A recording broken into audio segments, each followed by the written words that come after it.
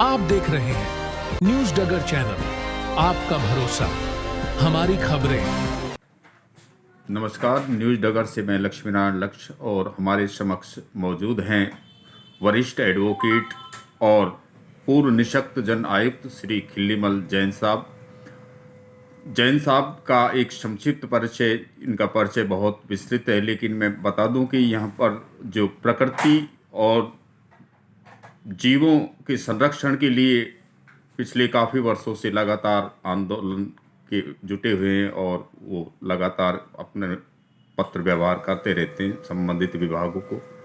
तो आज जो मुख्य अलवर में टूरिज्म को बढ़ावा देने के लिए और वन्य जीव को संरक्षण के लिए बात करते हैं। सर, बार बार आबादी क्षेत्र में जो पैंथर, बाघ और दूसरे जानवर जो आ रहे हैं पिछले दिनों से अलवर शहर की आबादी में और भी गांव की आबादी क्षेत्र में जहाँ तक सर इसका का वो है, तो क्या कारण है, क्या सुझाव देना चाहेंगे यहाँ पर टूरिज्म को बढ़ावा भी मिले और वन्य जीवों की सुरक्षा भी हो?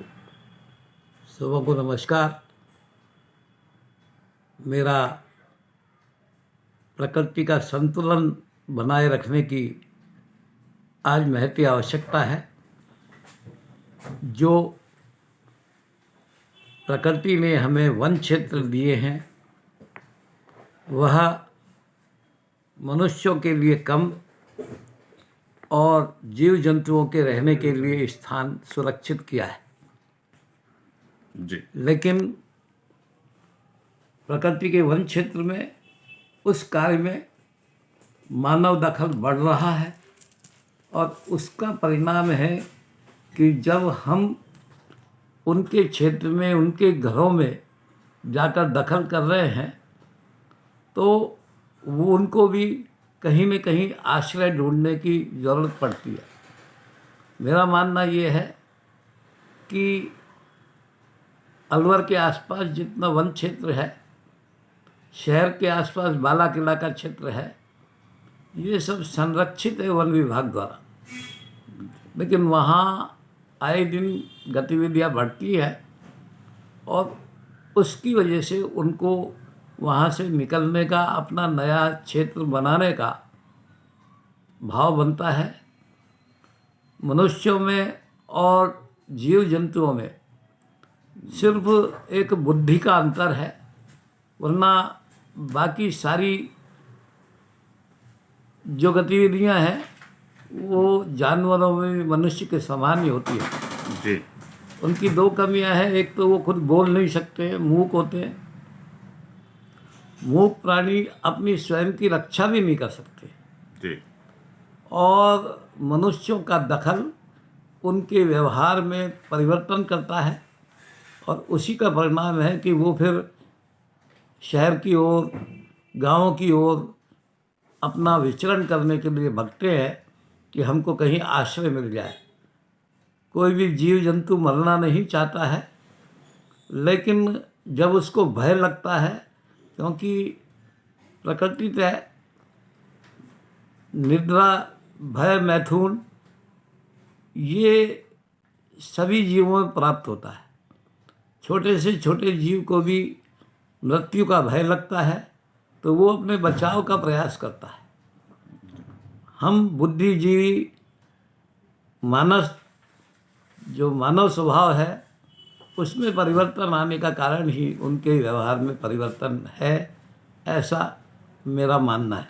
सर, अलवर से एक केंद्र में और एक राजस्थान सरकार में मंत्री हैं संजय शर्मा जी, जो यहाँ राजस्थान सरकार में है, और भूपेंद्र जी केंद्र सरकार में। तो क्या अपेक्षा की जानी चाहिए कि आने वाले सालों में सर इसका प्लस जो और टूरिज्म है किस तरह से बढ़ावा मिले? देखिए, मेरा इस संबंध में कहना यह है कि दोनों के बीच में संतुलन हो। अलवर में टूरिज्म को व्यवसाय के रूप में आगे बढ़ाना चाहिए और उसमें हमें सहयोगी होना चाहिए। और मेरा ऐसा भी अनुभव है कि यदि एक सरकार आके कोई योजना बनाती है तो दूसरी सरकार आके उसको रोकती है या उसमें दखल करती है। ऐसा नहीं होना चाहिए। सरकार सरकार है। सरकार की नीतियाँ जो है वो सरकार की नीतियाँ होती है, वो किसी दल की सरकार की नीति नहीं होती। यदि जिससे एक जनहित जुड़ा हो उसमें खास तौर पर। सबसे बड़ी बात यह है उसमें जनहित का ध्यान रखा जाए और उन नीतियों का पालन किया जाए, ताकि अभी जैसी समस्याएं आ रही हैं, सरिस्का के क्षेत्र में बहुत सारे होटल ढाबे खुल गए, जी। तो ये खुलना अच्छी बात है, बुरी बात नहीं है, लेकिन नियंत्रित हो, नियमित हो। और यदि किसी भी प्रकार का एमओयू एक सरकार करती है, जैसे अभी हमारी सरकार ने बहुत सारे एमओयू किए हैं, जी। तो उनकी भी पालना आगे आने वाली सरकार कोई भी हो उसको यथावत रख के उसकी पालना करना चाहिए। और अगर करती है ये सरकार या इसके नुमाइंदे, तो एक बदले की भावना भी माना जा सकता है इसको राजनीति में। बदले की भावना हो या कोई और हो, लेकिन सिद्धांत तय उसे स्वीकार करना चाहिए। आज हमारी सरकार ने बहुत सारे एमओयू किए, अगली सरकार कोई भी आए उसको पालन होना चाहिए, क्योंकि ये एमओयू होता है, ये सरकार से होता है, जी। किसी दल से नहीं होता। और उसके लिए जो अधिकारी होते हैं वो उसको एग्जीक्यूट करते हैं और उनको उसका पालना करनी चाहिए। फिर कोई भी कुछ भी कहे तो उससे हमको, वरना इससे क्या होगा, अगर बदलाव होता रहेगा तो विश्वास घटेगा। जी। विश्वास सबसे बड़ी पूंजी। एक बात और मैं कहना चाहता हूँ, अलवर शहर के आसपास में जम्बू सणा, बूरा सिद्ध, हम खूब जाते थे बचपन में, चिली शेड। एक सर यहाँ पर जो बाला किला से और मूसी महारानी को एक रोपवे का काफी वर्षों से मांग उठ रही है, लेकिन अभी तो कोई भी सरकार अब इस समय 2 मंत्री हैं, तो क्या ये संभव हो पाएगा? देखिए, मेरे संज्ञान में तो ये योजना कभी नहीं आई थी। जी। आज आप बता रहे हैं तो इस पर विचार करेंगे, देखेंगे कि इससे कितना लाभ होगा। और अगर यहाँ से सीधा रोपवे जाता है तो निश्चित रूप से अलवर के लिए लाभदायक होगा। और ये भी मैं कहना चाहता हूँ कि नेचुरल स्पॉट्स को विकसित किया जाना चाहिए।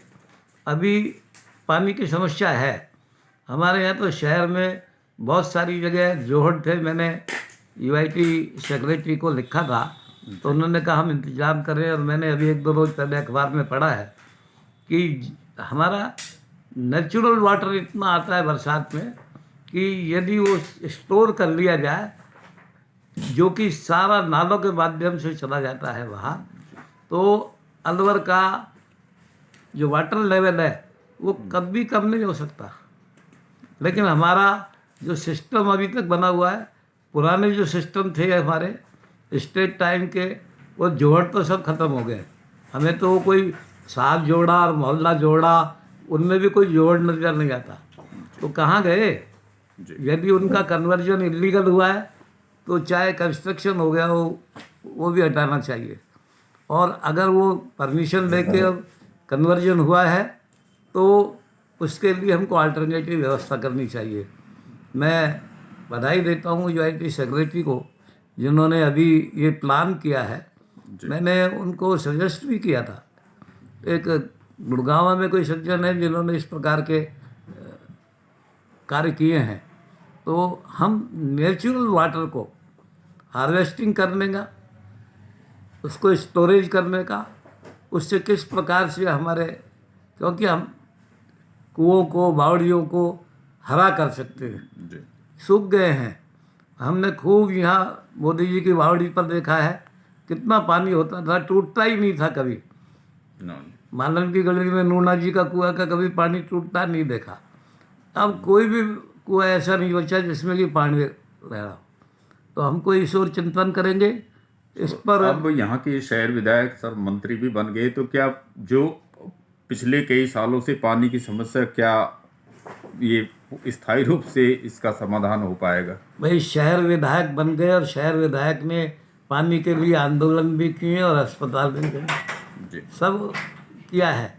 अभी उनका ध्यान तो है, लेकिन उनका कहना ये है कि मैं सारी व्यवस्थाएं कर रहा हूँ, लेकिन इसमें टाइम लगने की उम्मीद है।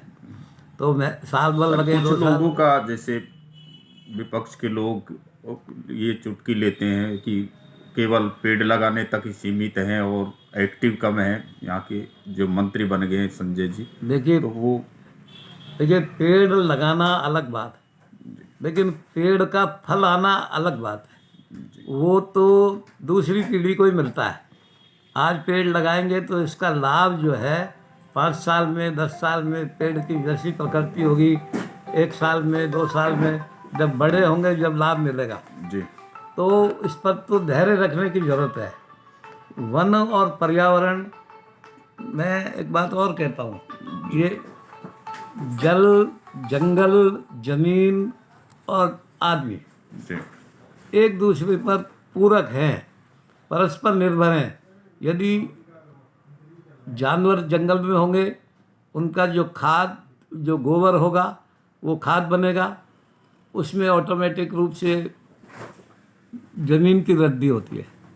जी, जानवर से गोबर मिलता है, उसका लाभ होता है। जानवर जो पालतू जानवर हैं, उनका जो दूध देते हैं, उनसे दूध प्राप्त होता है। मनुष्य इस ज़मीन पर रहता भी है, दूध पीता भी है जानवरों का, और वो खेती पर निर्भर है, ज़मीन पर निर्भर है। ज़मीन पे यदि खेती नहीं होगी तो ये सब परस्पर है। जल, जंगल, ज़मीन, जन, ये सब एक दूसरे पर निर्भर हैं। तो हमको एक दूसरे का, जहाँ से मैंने बात की थी कि हम प्रकृति के प्रति जी, सहानुभूति रखें, प्रकृति से ये देखें। इसके साथ मैं कहना चाहता हूँ, हम लोग जानवरों के प्रति भी उदासीन रहते हैं।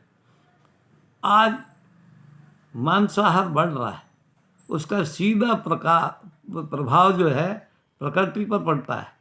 हमारी जो पशुओं की, पक्षियों की, उनको मारने की, काटने की जो आहा होती है, कराहा होती है, वेदना होती है, ये सब भूमंडल में जाकर एकत्रित होती है, जिससे ग्लोबल वार्मिंग होती है।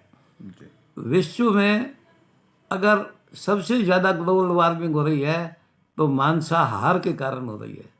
और ये हमने अपने स्वाद के लिए प्रकृति को दोहन करना शुरू किया है, चाहे वो जल जीव हो, मछली हो, चाहे वो बकरे हो, चाहे मुर्गा मुर्गी हो, चाहे कीकर हो, चाहे कोई भी हो, ये सारे के सारे पक्षी, जीव जंतु, इनमें भी आत्मा होती है। और जब हम इनको काटते हैं, मारते हैं, तो इनकी जो आहा निकलती है, कराहा निकलती है, उससे एक विशेष प्रकार का प्रदूषण उत्पन्न होता है। तो पर्यावरण को संतुलित करने के लिए प्रदूषण का नियंत्रण भी जरूरी है। ये मोटरसाइकिल, स्कूटर, कार, ट्रक, बस आदि चलते हैं, इससे विश्व में वायुयान सहित 14% ग्लोबल वार्मिंग होती है। लेकिन ये जो जानवरों के हत्या करने से पूरे विश्व में जो मांसाहार का चलन। सैनी समाज सामूहिक विवाह एवं समाज उत्थान समिति अलवर द्वारा दिनांक 1 मार्च 2025 शनिवार फुलेरादोज को 28वां सैनी सामूहिक विवाह समारोह आयोजित किया जाएगा। इसके लिए 15 दिसंबर 2024 से 16 फरवरी 2025 तक प्रत्येक रविवार दोपहर 12:30 से शाम 4 बजे तक सैनी समाज सत्संग भवन, काशीराम चौराहे के पास सैनी समाज विवाह योग्य युवक युवतियों का परिचय एवं पंजीकरण कराया जा रहा है और जोड़े तैयार करने की प्रक्रिया जारी है। कृपया अधिक से अधिक संख्या में पधारकर कार्यक्रम को सफल बनाएं। अधिक जानकारी हेतु दिए गए नंबर पर संपर्क करें। निवेदक समस्त सैनी समाज, अलवर। इंट्रोड्यूसिंग खेरलीवाला, जो पेश करते हैं wide range of finest daily food products 100% शुद्धता के साथ। चाहे शुद्ध चना दाल बेसन हो या हो मैदा या मल्टीग्रेन आटा, या फिर पक्की घानी सरसों तेल से लेकर कच्ची घानी सरसों तेल तक सभी रिफाइंड ऑयल्स रेंज और सभी प्रकार के मसाले हैं उपलब्ध। तो देर किस बात की, आज ही घर लाएं खेरली वाला। Real taste of Rajasthan.